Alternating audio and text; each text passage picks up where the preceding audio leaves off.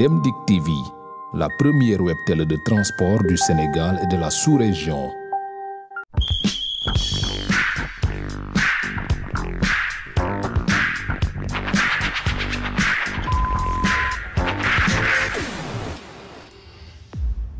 ci woon pàccal mais li ñu yaakaar ne moom ngeen def nii dañu yaakaar ne doon na solution ci yooyu ñu doon dund. Parce que bu fekkee ne yéen am ngeen transport bu baax buy dem waxtu nit ki bu ñëwee xolam sedd ti mu dugg ci seen i oto non seulement ñun daañ ci bénéficier mais yeneen ñi nga xam ne ñeneen dañuy def transport te foog ne ñun dañ leen compte te compte ñu leen daañu inspiré wu ci seen exemple pour gën a organiser.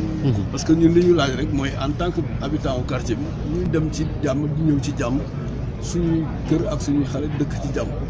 loolu nag buñ ko indi rek yow la ñu àndal.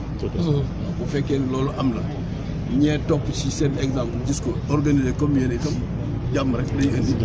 donc ñun dañuy sant yàlla ci loolu. merci merci ni leen di organiser di xam leen ni ñu ngi ci kontaan nañu trop ci ngeen. merci. Le monde évolue. Les gares routières ne peuvent plus être gérées comme il y a 30 ans, 50 ans. Les véhicules ne peuvent plus être comme il y a 50 ans, 30 ans. Les gens sont de plus en plus exigeants, n'est-ce pas, dans les services que l'on donne. Donc il vous appartient à vous de vous adapter aussi face à ces nouvelles exigences de la clientèle. N'est-ce pas? Et donc, et je souhaite que dans ça aussi, mais une structure aussi organisée, aussi confirmée que Dakar Demdik, lui, puisse imaginer un dispositif également pour accompagner nos acteurs qui sont dans ça, mais pour leur permettre de mieux s'outiller pour assurer un offre de service de qualité. Et donc sur ça aussi, Dakar Demdik est attendu. Merci. En tout cas, monsieur le préfet, on vous remercie beaucoup. Au nom du directeur général, on remercie nos gens, et simplement vous rassurer que ce que nous sommes en train de faire, c'est simplement dans le prolongement de nos activités ordinaires. Comme on dit, l'État nous a confié une mission de service de transport. Dans un premier temps, on s'était confinés dans les deux bacs, mais chaque fois que maintenant qu'on a un programme d'acquisition, les autorités pensent à ce qu'on puisse s'engager dans une autre activité qui peut booster ce pan-là.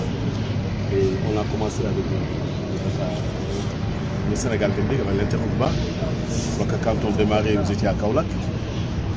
Le feedback que nous avons, nous nous sommes rendus compte que c'était un besoin des usagers. En tout cas, on avait un défi, c'est le défi d'être ponctuel. Parce qu'on dit, on veut être régulier et ponctuel. Je me rappelle, le premier bus qu'on a fait partir, le premier jour, le 1er février 2017, il y avait 2 usagers. Aujourd'hui, quand je regarde avec mon téléphone, je peux vous dire le dernier ticket qu'on a vendu, vous allez voir que sur le Ziguinchor, vous avez encore des réservations d'une semaine. Tellement que la demande est forte. Mais tout ça, on s'est dit, Thiès ne peut pas se singulariser. J'avoue que je me rappelle, nous quand on démarrait Dakar Tivaouane, dans le schéma c'était Dakar Thiès. C'est Feu Seni Abdelaziz Al-Amin, quand le DG lui présentait les bus, il lui disait qu'on devait démarrer certaines dessertes, on devait faire Touba, Kaolack, Thiès et Saint-Louis. Seni Abdou a dit, mais pourquoi ne pas, qui fait Tivaouane qui fait Thiès? Pourquoi ne pas venir jusqu'à Tivaouane? C'est pourquoi on avait demandé de sursoir au départ de Thiès pour aller jusqu'à Tivaouane. Donc les gens qui vont à Thiès, ils sont obligés de prendre le bus de Tivaouane. Maintenant on se rend compte que c'est un besoin qui est là. On ne fait pas place sur quelqu'un. Parce que nous demande bi ni mu toll amul benn acteur bu wax ni dina am prétention yi di mën nga ko régler.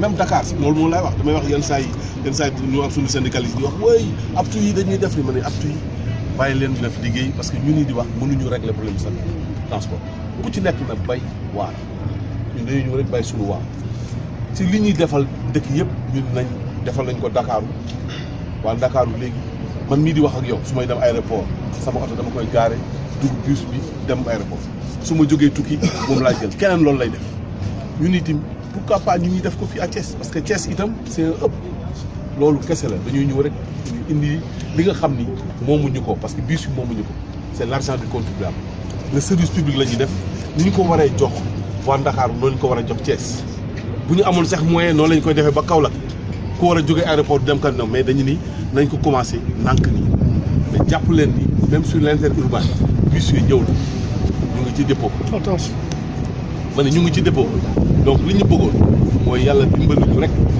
ngeen ñëw xam ni li ñuy def ni suñ ko defee dafa am loo xam ni tant que ànduñu duñ ko xam te am na lu ñu xam ñun ak lu ñu mën nañ ko bokk ak yéen yéen tamit am na lu ngeen xam lu ngeen mën nañ ko bokk ak yéen li ko koy jariñoo mooy usager bi parce que damay wax ni que acteurs yi nga xam ne ñoo nekk transport dañu góorgóorlu li ñuy def c'est au profit de l'usager kon ñun def naa bu ñu defee un bon de qualité yéen dañ leen boo rek ci loolu mais ñëwuñu fi pour jël place kenn la preuve ba ñu bi def événement bi dama ni le responsable la dina convier le responsable local pour mu ñëw ci suñu démarrage affaire bi bëggoon nañu nag bu ñu noppee ñu dem ngeen xool bus bi ñu xool pour le moment dañuy démarrer